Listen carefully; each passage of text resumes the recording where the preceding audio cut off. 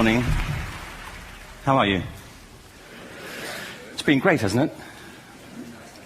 I've been blown away by the whole thing. In fact, I'm leaving.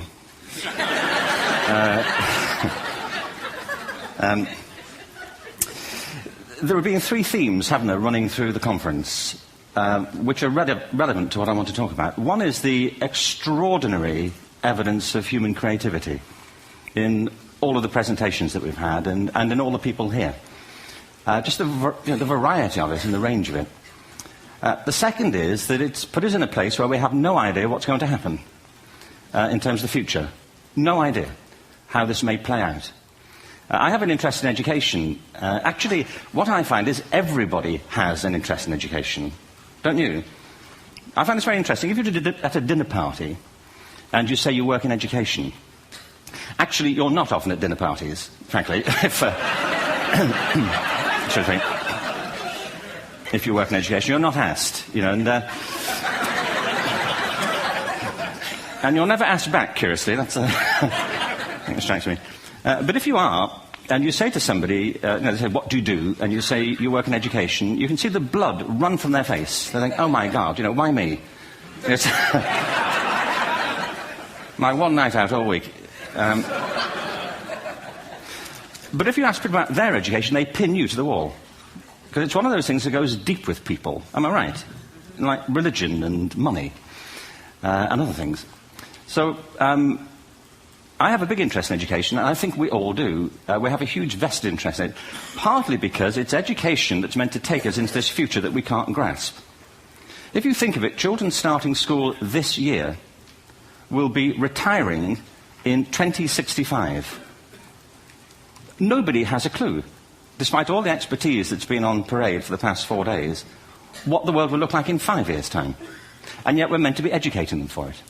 So the unpredictability, I think, is extraordinary. And the third part of this is that we've all agreed, nonetheless, on the really extraordinary capacities that children have, their capacities for innovation. I mean, Serena last night was a marvel, wasn't she? Just seeing what she could do. And she's exceptional, but I think she's not, so to speak, exceptional in the whole of childhood. What you have there is a person of extraordinary dedication who found a talent. And my contention is all kids have tremendous talents, and we squander them pretty ruthlessly. So I want to talk about education, and I want to talk about creativity. My contention is that creativity now is as important in education as literacy, and we should treat it with the same status. Thank you.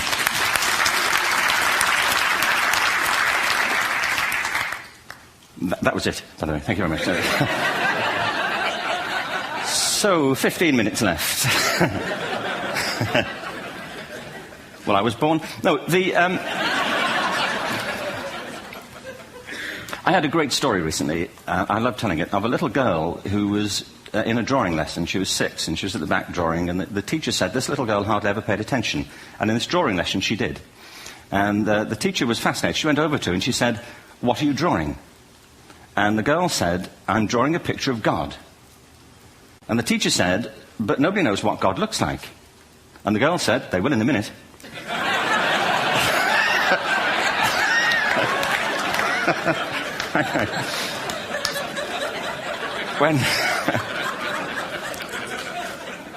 When my son was 4 in England, actually he was 4 everywhere, to be honest. I mean, if we're being strict about it, wherever he went, he was 4 that year. But he was in the Nativity play. Do you remember the story? No, it was big. It was a big story. Mel Gibson did the sequel. You may have seen it. I don't know. It was Nativity 2. But James got the part of Joseph, which we were thrilled about. We consider this to be one of the lead parts. We had the place crammed full of agents in T-shirts, James Robinson is Joseph. He didn't have to speak, but do you know the bit where the 3 kings come in? They come in bearing gifts, and they bring gold, frankincense, and myrrh. This really happened. We're sitting there, and they, I think, just went out of sequence. Because we talked to the little boy afterwards and said, are you okay with that? And they said, yeah, why was that wrong? They just switched. I think that was it. Anyway, the 3 boys came in, little 4-year-olds with tea towels on their heads, and they put these boxes down. The first boy said, I bring you gold. And the second boy said, I bring you myrrh. And the third boy said, Frank sent this.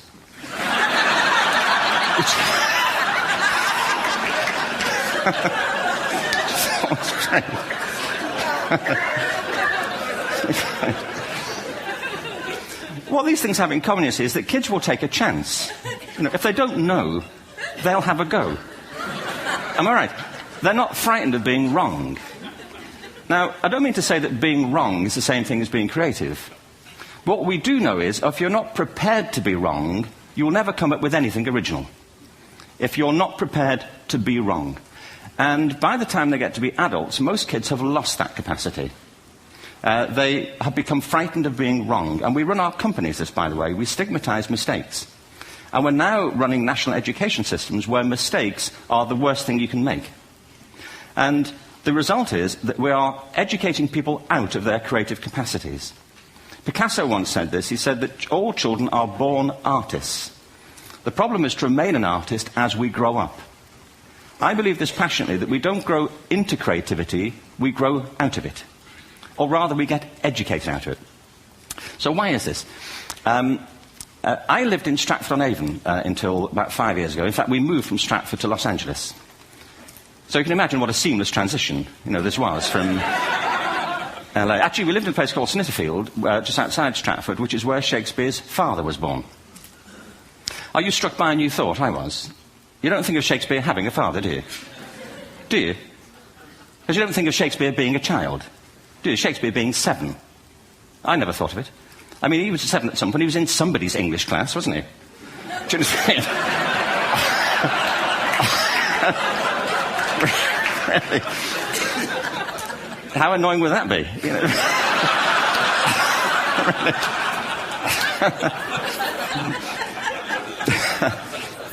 Must try harder. Being sent to bed by his dad to Shakespeare. Go to bed now, to William Shakespeare, and put the pencil down, and stop speaking like that. It's confusing everybody.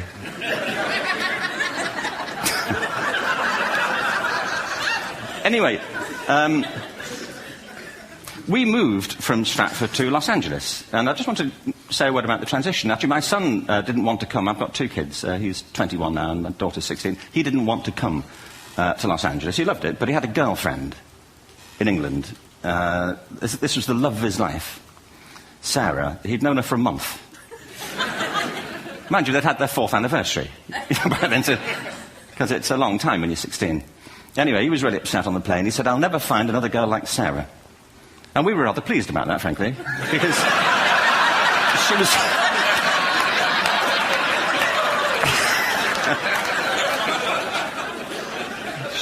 she was the main reason we were leaving the country.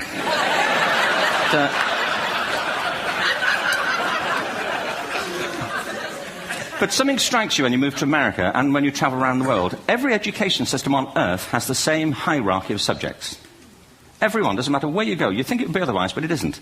At the top are mathematics and languages, then the humanities, and the bottom are the arts, everywhere on Earth. And in pretty much every system, too, there's a hierarchy within the arts. Art and music are normally given a higher status in schools than drama and dance. There isn't an education system on the planet that teaches dance every day to children the way we teach them mathematics. Why? Why not? I think this is rather important. I think maths is very important, but so is dance. Children dance all the time if they're allowed to. We all do. We all have bodies, don't we? Did I miss a meeting? I think... Truthfully, what happens is, as children grow up, we start to educate them progressively from the waist up. And then we focus on their heads, and slightly to one side. If you were to visit education as an alien and say, what's it for, public education, I think you'd have to conclude, if you look at the output, who really succeeds by this, who does everything they should, who gets all the brownie points, who are the winners. I think you'd have to conclude the whole purpose of public education throughout the world is to produce university professors. Isn't it? They're the people who come out the top, and I used to be one. So there, And I like university professors, but, we shouldn't hold them up as the high watermark of all human achievement. They're just a form of life. Another form of life. But they're rather curious, and I say this out of affection for them. There's something curious about professors. In my experience, not all of them, but typically, they live in their heads. They live up there, and slightly to one side. They're disembodied, in a kind of literal way. They look upon their body as a form of transport for their heads. It's... Don't they? It's a way of getting their head to meetings.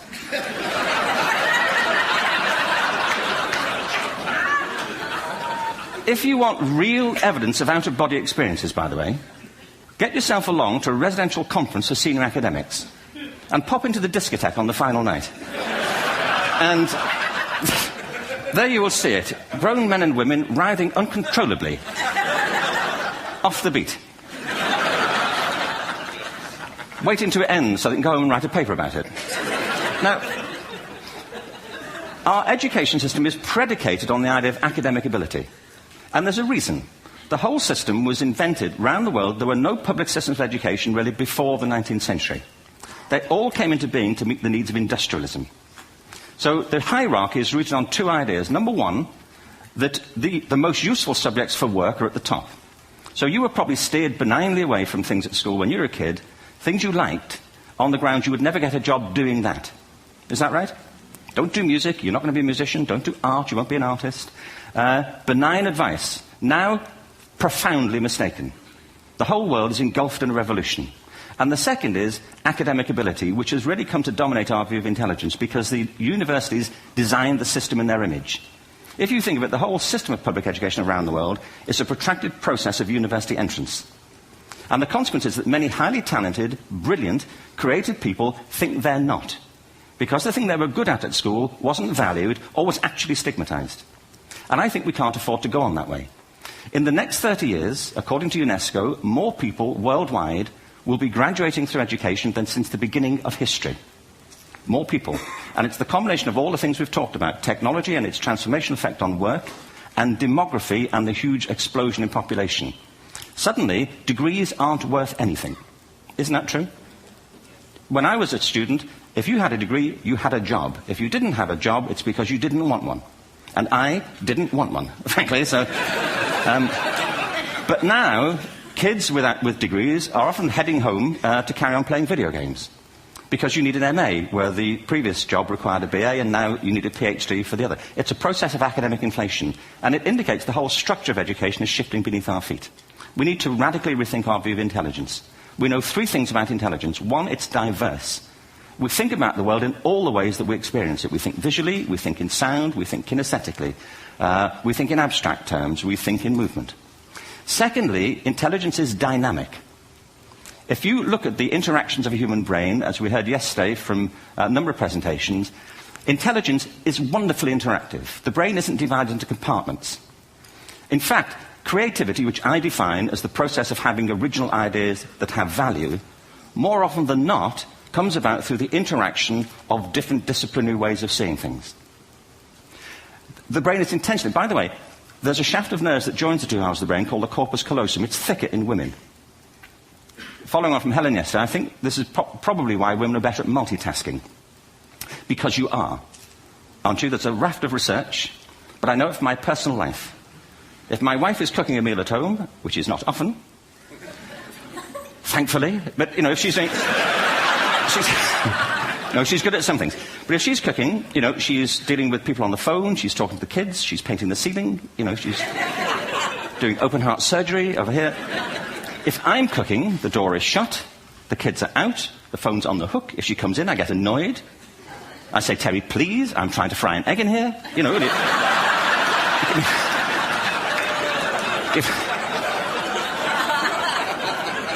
Give me a break.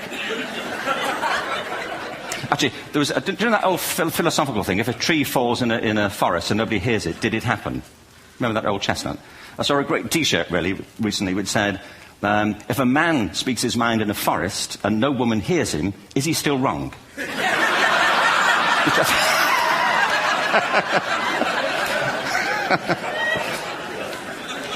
And the third thing about intelligence is it's distinct. I'm doing a new book at the moment called Epiphany, which is based on a series of interviews with people about how they discovered their talent. I'm fascinated by how people got to be there. It's really prompted by a conversation I had with a wonderful woman who most people have never heard of. She's called Gillian Lynn. Have you heard of her? Some have. She's a choreographer, and everybody knows her work. She did Cats. and Phantom of the Opera. She's wonderful. I used to be on the board of the Royal Ballet in England, as you can see. And anyway, Jill and I had lunch one day. I said, how'd you get to be a dancer? And she said it was interesting. When she was at school, she was really hopeless. And the school in the 30s wrote to her parents and said, we think Gillian has a learning disorder. She couldn't concentrate, she was fidgeting. I think now they'd say she had ADHD. Wouldn't you? But this was the 1930s, and ADHD hadn't been invented, at this point, so it wasn't an available condition. People weren't aware they could have that. Anyway, she went to see this specialist. So this oak-panelled room, and she was there with her mother, and she was led and sat on this chair at the end, and she sat on her hands for 20 minutes while this man talked to her mother about all the problems Gillian was having at school. And at the end of it, because she was disturbing people, her homework was always late and so on, little kid of 8, in the end, the doctor went and sat next to Gillian and said, Gillian, I've listened to all these things that your mother's told me. I need to speak to her privately. So he said, wait here, we'll be back. We won't be very long. And they went and left her. But as they went out the room, he turned on the radio that was sitting on his desk. And when they got out the room, he said to her mother, just stand and watch her. And the minute they left the room, she said she was on her feet, moving to the music. And they watched for a few minutes, and he turned to her mother, and he said, Mrs. Lynn, Gillian isn't sick. She's a dancer. Take her to a dance school. I said, what happened? He said, she did. I can't tell you how wonderful it was. We walked in this room, and it was full of people like me. People who couldn't sit still. People who had to move to think. They did ballet, they did tap, they did jazz, they did modern, they did contemporary. She was eventually auditioned for the Royal Ballet School. She became a soloist. She had a wonderful career at the Royal Ballet. She eventually graduated from the Royal Ballet School, found her own company, the Gillian Dance Company, met Andrew Lloyd Webber. She's been responsible for some of the most successful musical theatre productions in history. She's given pleasure to millions, and she's a multi-millionaire. Somebody else might have put her on medication and told her to calm down. Now, I think...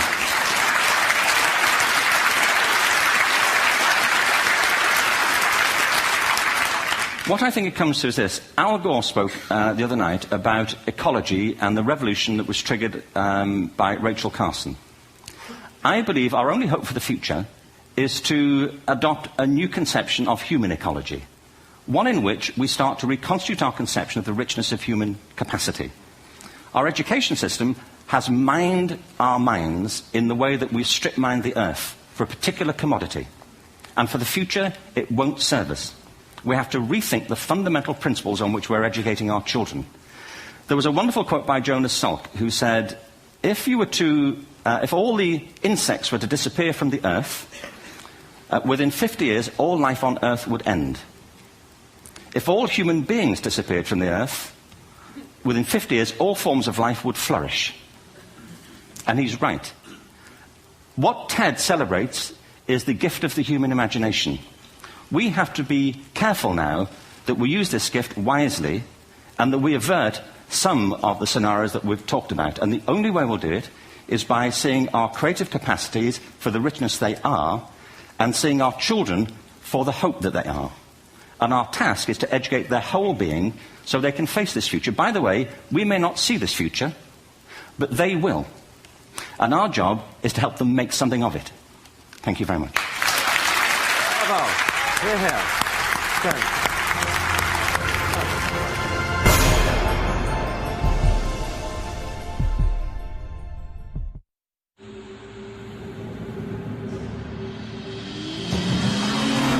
It's a sports car, yet a sedan.